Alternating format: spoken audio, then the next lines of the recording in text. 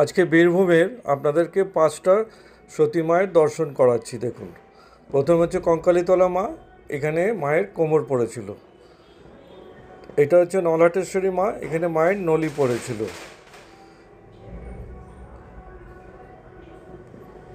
এটা হচ্ছে বক্রেশ্বরের মা। এখানে মায়ের মায়ের কপাল পড়েছিল ও চোখের ভুরু। এটা হচ্ছে ফুল্লরা মা। এখানে মায়ের ঠোঁট পড়েছিল বলে কথিত আছে।